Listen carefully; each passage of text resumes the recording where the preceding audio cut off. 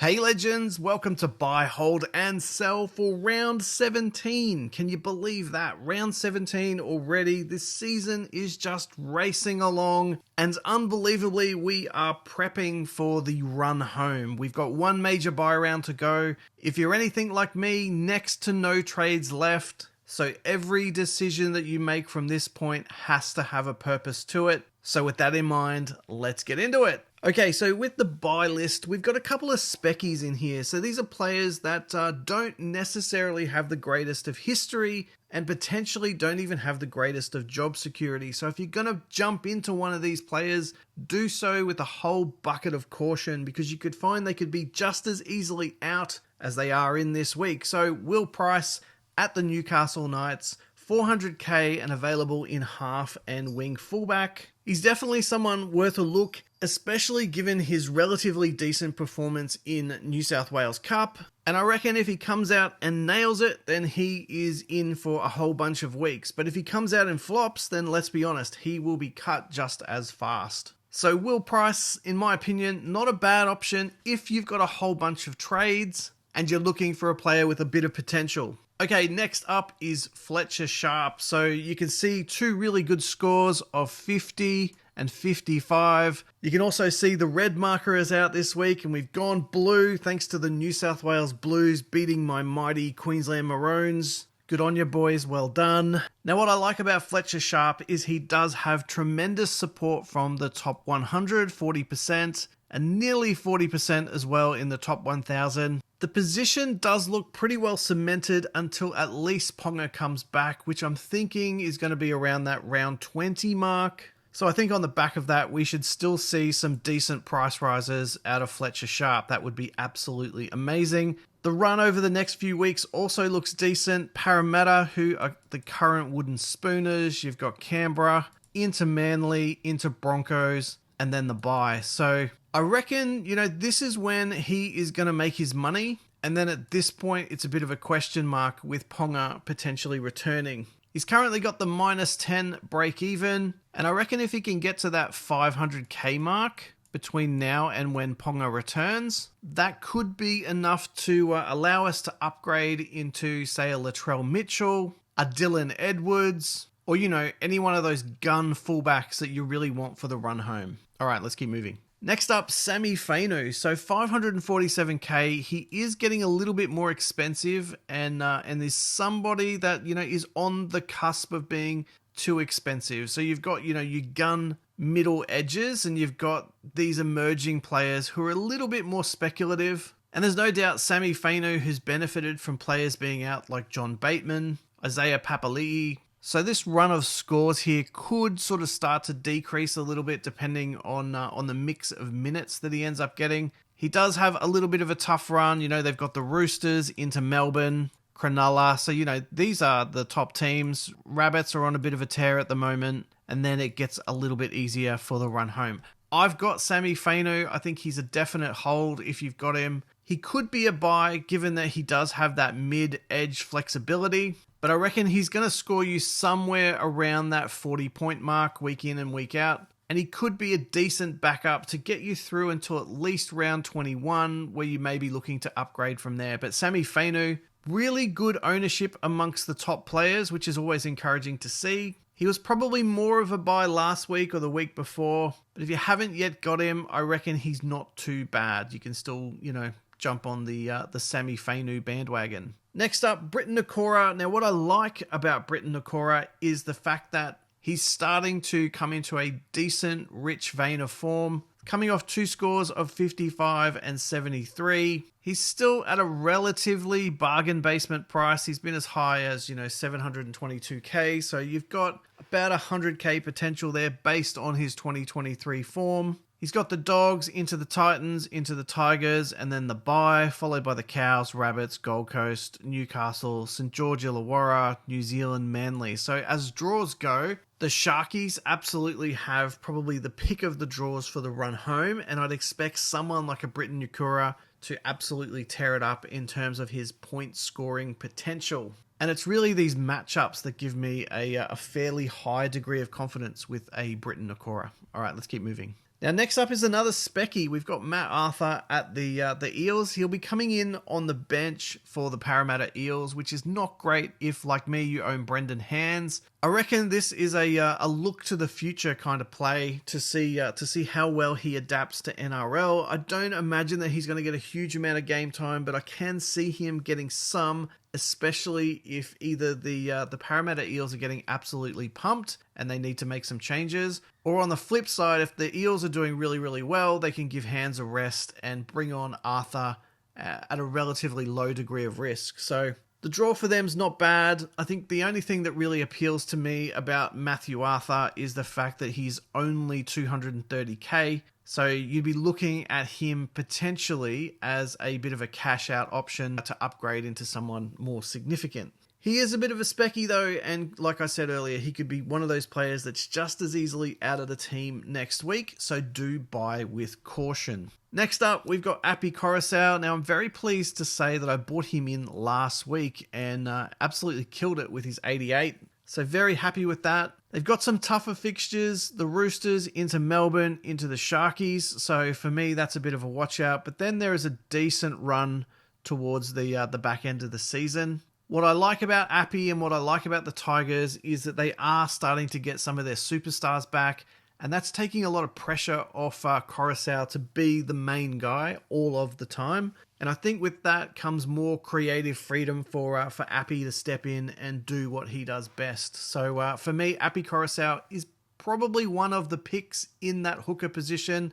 I know we've got Cookie as well, but Harry Grant's not really doing it. Jeremy Marshall-King hasn't been amazing. He's decent though. Reed Marnie is another great option. But for me, I think, price to points kind of ratio, I think Api Koroisau is probably one of the better ones at the moment. Plus, the other thing that I really like with Api is the bye schedule. So he doesn't have another bye until, the second last round of the season. So you don't have to worry about 19. You don't have to worry about 20. He will absolutely be there and absolutely do a job for you. Next up is probably one of my biggest regrets of the season so far is not picking up Jahrome Hughes. So he's currently very, very expensive, but still tremendously good value at 778k. Just looking at some of these scores, the last 4 weeks, you've got 60, 76, 58, 74. So phenomenal. And it's only really this one bad game here of 28 where he underperformed. I think the reality is he is the man at the Melbourne Storm at the moment. And looking at the draw, it's pretty amazing. You've got Canberra into Tigers, then the bye. Roosters will be a tougher matchup, but one that the Storm always lift for. Into Parramatta, the Dragons, the Rabbits. A tough one against Penrith, Dolphins, Cows and Broncos. I think that's an amazing draw for the Storm. And I think Jahrome Hughes, even with Cam Munster back, will be absolutely phenomenal. And you can see the huge support that he's got from, the top team. So for me, it's not too late to jump onto Jahrome Hughes. He may not score these 76s and 74s week in and week out, but I still think he's going to be very decent. He will probably average 55, 60. And I think he's definitely one of those players that if you bring him into your team, you'd want there for the run home. The only question really is, between him, Nicho Hynes, Nathan Cleary, those sort of guys, how many of them can you actually stack into your team? And do you have the trades to pull it off? So that's one thing to consider. Next up, Ronaldo Mulitalo, 457, which is a bargain basement price for him right now. And that's thanks to this rather poor run of form over the last few weeks. But you can see that's kind of started to turn around just down here, which is encouraging because we've seen his potential when he goes on a bit of a run. Now, what I like, and I said this a little bit earlier, is that you have an amazing draw. You've got the Dogs into the Titans, into the Tigers. Then they've got the bye, the Cows, the Rabbits, Gold Coast, Newcastle, Dragons, the Warriors, and Manly. I think it is a phenomenal draw for the run home. And I reckon a player like Ronaldo Mulitalo absolutely has the potential to cash in and go on a little bit of a tear. So there you go, guys. That's the buys. Let's move on to the holds. And first up, we've got Kai Pearce-Paul. Look, I think if you have held Kai Pearce-Paul this long, I think he, even though he's on the bench, I think this week, still has the potential to score some decent points. His break even is fully in alignment with his price, so he's not realistically going to make you a lot of money. I doubt that he's going to lose you a lot of money. For me, he's a hold because it's a trade you probably don't want to make right now. And I think unless you're upgrading to that edge player that you feel that you're going to have for the run home, then for me, it's not worth it. If you're just looking to move sideways, it's definitely not worth it. The Knights draw over the next few weeks is pretty decent. So for me, especially this week, it's just a hold. See how he goes. If his performance is pretty decent, then hold on to him a little bit longer. If it turns out he's just not going to get the minutes, then maybe look to move on next week or the week after. Okay, up at the Dolphins, we've got a couple of holds here, really. Trey Fuller will obviously benefit from the Hammers injury that he may have picked up in State of Origin. That's still TBC. But I reckon that the hammer is likely to be out this weekend.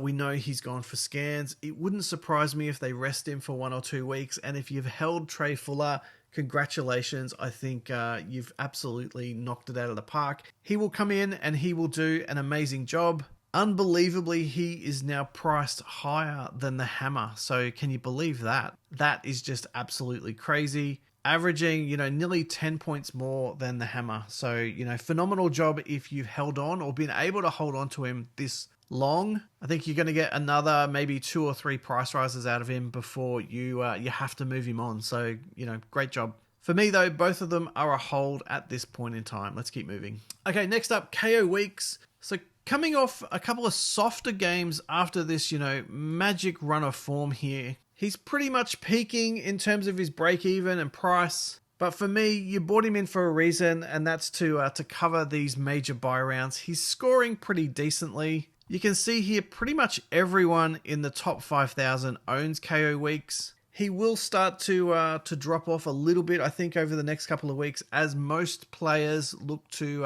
upgrade into some of the guns. It's this half-wing fullback flexibility that we all love. For me, he's still a hold. He's probably going to be a hold all the way through until probably the round 19 bye. And then I think at that point we can make a decision on whether we want to move him on or not. But for me, I'm going to look to trade KO Weeks up to a Latrell Mitchell or a James Tedesco at some stage. So look, he has absolutely come in and done a job for us. 252k all the way to 607k is phenomenal. So thank you very much, KO Weeks, but hold on for a little bit longer. Okay, so next up we've got Maxi Plath. So doing a phenomenal job this season, scoring some plus 50s, which is amazing. Coming off the 46 last round, don't worry about that one, that is last year. But doing a great job, giving us some excellent flexibility between half and mid, which is phenomenal. He's probably peaked in price. I'm not really anticipating that he's going to make a whole lot more money. But for me, he is absolutely a player that I love to watch. Now, the interesting thing here with Maxi Plath is you've got some decisions to make. One is hold, or the other one for me is upgrade. And I reckon it's not quite the right time to upgrade just yet. So I reckon that, if you can upgrade a Maxi Plath into a Yo or a Payne Haas, that's probably the way to go, but not just yet. Because he is somebody that is scoring pretty consistently, as you can see here, and does have a bit of an upside if he can get across the line for a meat pie. The other thing to consider is the draw for the Dolphins is pretty decent. There's a couple of tough games in there. But I reckon the Dolphins are in a position to effectively hold their own and will do a good job either way. So for me, Maxi Plath is a hold. Next up, Pappenhausen. Just having a really, really tough year. I think if you love footy and you love the NRL, then you want to see someone like Ryan Pappenhausen bounce back to some sort of decent and consistent form. He's a superstar of the game, so much potential. And I'd hate to see his career just ruined by consistent injuries. There is a little bit of concern there. He's got some 34s, 31s, 24, a few sub 50s that are sort of dragging that price point down. His break even is quite high. I very much doubt he's going to make you much money in the short term. But if he can get those legs right, then who knows what the potential is in the not too distant future. For me, he's a bit of a specky, but I think hold at this point. He's too good of a player to just discard, I reckon. So yeah, hold for now. Next up, we've got Ruben Garrick. He is coming off some shocking scores. Last time a 5, he's got a 23 and a 0 in that number. If they weren't there, then this average down here of 43.8 would be, I reckon, plus 50, maybe somewhere around the 55 mark. So for me, Ruben Garrick, incredibly unlucky with some of those really small scores, but he does have some huge upside. And we've seen it, 77, 66, 83, and a 68 are absolutely phenomenal. And if he can come back fit and healthy and average somewhere around the 50 mark, he does kick goals. He does have the center wing fullback flexibility, decently owned by the top 1,000 players. And I think the Sea Eagles have a decent draw in the run home. So for me, he is absolutely a hold if you already have him.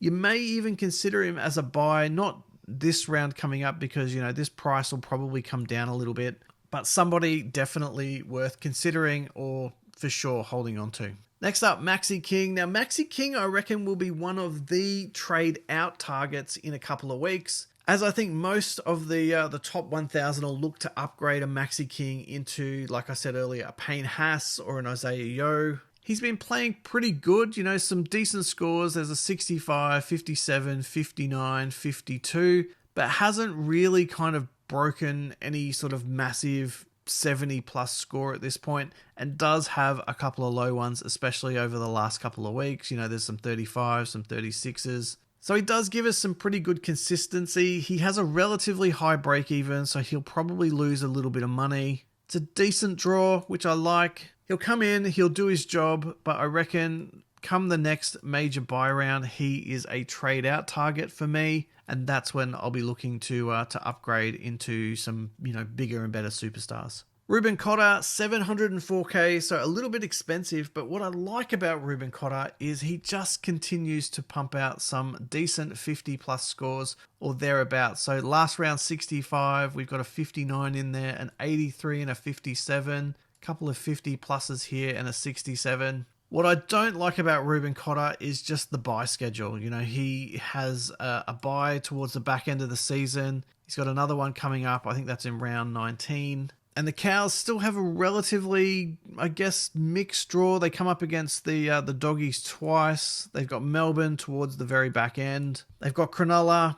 And I think, there's some winnable games for the Cowboys in here as well. And for me, the only way I'm trading Ruben Cotter out is if I'm upgrading to, one of the top tier platinum kind of forwards. Jayden Campbell, well, we know he is obviously out on the bye this week, but with the broken hand, we're not sure what sort of impact that's going to have on Jayden Campbell longer term. I would assume that he will be able to bounce back from it pretty damn quickly. He's a pretty tough sort of a guy, so I reckon that he would play through the pain if he can get it sorted out. He's almost a player that at this point you almost can't afford not to have. If you picked him up, way back here in round 4, you would be absolutely laughing. But look, these scores are absolutely phenomenal. And I think if you've got him, he would be very hard to sell at this point. He might be out for 1 or 2 weeks. And I guess it really depends on what your team makeup looks like and can you sort of cover his position. But if you can, I think you'd be holding. If you can't, I understand the sell. But if he can come back and, average these 60 plus scores, then you are absolutely laughing. Okay, on to the sells, and first up, Jayden Brailey. He's just not getting the minutes, and I've added the minutes column here. The last couple of weeks, 31 and 38 is just atrocious. But you can see across the whole season, there's just really no consistency. And we've only got, 1, 2, 3 80-minute games over the 2024 season. And that's just not really good enough, unfortunately. Because if you look at his peak score of, 56 and a 54 versus some of these lower ones, I think you're going to average somewhere around the 30 mark. And for a guy who's 543k, that is unfortunately just not good enough. So for me, Jayden Brailey is absolutely a sell. Next up, we've got the Bulldogs boys here, Salmon and Hughes. For me, it comes down to these guys sort of plugging a hole to make sure that you get what you need out of them and then move them on. None of them are scoring tremendously well. Having said that, though, Salmon has had some pretty decent games and is relatively consistent at somewhere between that 30 and 40 mark. But I reckon realistically, you should definitely not be holding them past that round 19 bye. I think there's definitely better options. You know, someone like a Sami Fainu, for example, a couple of weeks ago was a great trade out for Jaeman Salmon. And Sammy Hughes has just had some absolutely shocking scores. So I think, you know, the sooner you can get those guys out and be upgrading, the better. Okay, Sua Falalongo. I think the big problem here is with Pappy back, he's just going to struggle to fit into that Melbourne Storm team. If he gets named, great, but I just think there is just too much unpredictability for me. He's a phenomenal player with a lot of potential. You know, we've seen some of that, but you can also see some up and down scores that perhaps don't necessarily give us the highest degree of confidence. So for me, at this point, he is a sell. I can understand, though, if you have confidence that he's going to get minutes, that he may be a hold, but not for me. Okay, Jermaine Hopgood. Unfortunately, it looks like his season may be done, which is a little bit of a tragedy. He was somebody that I was thinking about targeting towards the run home, but with that back injury now and the likelihood of surgery, it's probably season over for Jermaine Hopgood, especially considering that the Parramatta Eels really don't have any chance to make the top 8 at this point. So you may as well park a Jermaine Hopgood in the garage, get his body fit and ready to go for season 2025. Unfortunately for me, he is a sell. Now, our final guy on the list is a bit of a sad one as well. Shaun Johnson just really hasn't captured or recaptured the form that he had in 2023. Outside of a couple of brilliant kind of round 5 and round 6 bursts of 80 plus, he really hasn't been able to build any significant momentum that gives me any confidence that between now and the end of the season, he is going to return to some sort of top tier superstar form. And for me, given he is 658k and you've got someone like a Jerome Hughes, Nico Hines getting cheaper and a Nathan Cleary coming back, to me, I think you just have to move on from a Shaun Johnson. So there you go, guys. Look, that is our buy, hold, and sell for round 17. Good luck with your tipping. Good luck with your fantasy or super coach. I can't believe we're at round 17 of the season. The run home is just about upon us. It's been a phenomenal season so far. State of Origin going down to the wire. The Queensland women getting up in game 3. There's so much footy. We should start to return somewhat back into normal scheduling as well from next week. Have an awesome weekend, and I will see you all in the next video.